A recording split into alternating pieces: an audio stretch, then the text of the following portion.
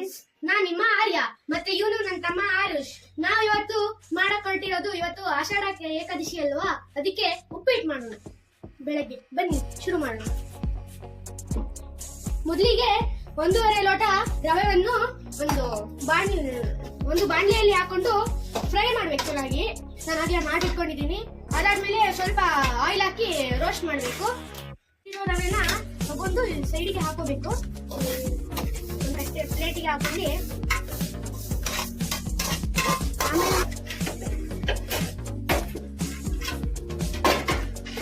ಬಾಣಲಿಗೆ ಒಂದ್ ಸ್ವಲ್ಪ ಆಯಿಲ್ ಹಾಕೊಂಡು ಆಯಿಲ್ನ ಕುದಿಯಕ್ ಬಿಡ್ಬೇಕು. ಸ್ವಲ್ಪ ಹೊತ್ತು ಕುದ್ದಾದ್ಮೇಲೆ ಸ್ವಲ್ಪ ಸಾಸಿವೆ ಹಾಕೋಬೇಕು. ಸ್ವಲ್ಪ ಸಾಸಿವೆ ಹಾಕೊಂಡು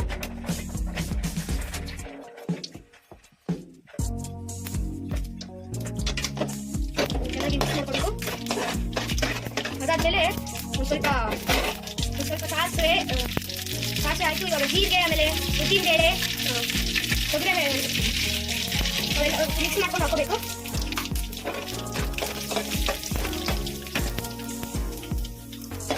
ಅದು ಕುದ್ದಾದ್ಮೇಲೆ ಸ್ವಲ್ಪ ಅದಾದ್ಮೇಲೆ ಸ್ವಲ್ಪ ಕ್ಯಾಪ್ಸಿಕಮ್, ಆದ್ಮೇಲೆ ಸ್ವಲ್ಪ ಮೆಣಸಿನಕಾಯಿ ಹಾಕಬೇಕು.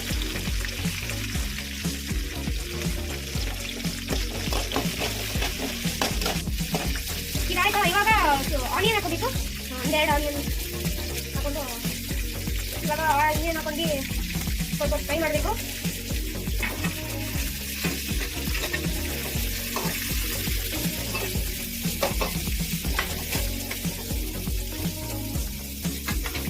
ಅದು ಒಂದು ಸ್ವಲ್ಪ ಫ್ರೈ ಆದ್ಮೇಲೆ ಇದೆಲ್ಲ ಈ ಆನಿಯನ್ ಎಲ್ಲ ಸ್ವಲ್ಪ ಎಲ್ಲ ಆದ್ಮೇಲೆ ಸ್ವಲ್ಪ ಟೊಮೆಟೊ ಹಾಕೊಬೇಕು.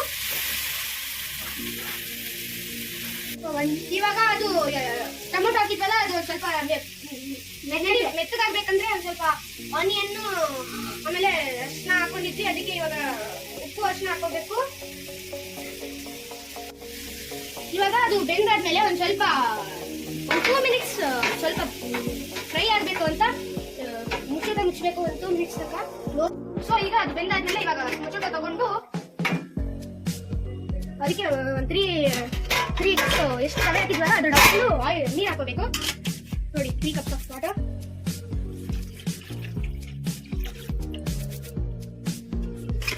ಇವಾಗ ಇದೆಲ್ಲ ಆದ್ಮೇಲೆ ಸ್ವಲ್ಪ ನೀರು. ಸೊ ಇವಾಗ ಕುದಿಯಕ್ ಬಿಟ್ಟಿದ್ವಿ. ಚೆನ್ನಾಗಿ ಕುದಿ ಬಂದ್ಮೇಲೆ ನೋಡಿ ಇವಾಗ ಹೆಂಗಾಗಿರ್ತದೆ ಗೊತ್ತಾಗುತ್ತೆ ಮಾಡ್ತಾರೆ. ಅದಾದ್ಮೇಲೆ ಸ್ವಲ್ಪ ಅಲ್ಲಾಡಿಸಿ ಆಮೇಲೆ ರವೆ ಹಾಕೋಬೇಕು. ಸೊ ಇವಾಗ ತೆಗ್ದಿದ್ವಲ್ಲ ಅದನ್ನ ವಾಪಸ್ ಮುಚ್ಕೋಬೇಕು ರವೆ ಹಾಕಿ. ಸೊ ಇವಾಗ ಬಿಸಿ ಉಪ್ಪಿಟ್ಟು ರೆಡಿ ಆಗಿದೆ. ಇವಾಗ ಸರ್ವ್ ಮಾಡೋ ಮೆಥಡ್ ನೋಡೋಣ. ಇವಾಗ ಒಂದ್ ಸ್ವಲ್ಪ ಹಾಕೊಂಡು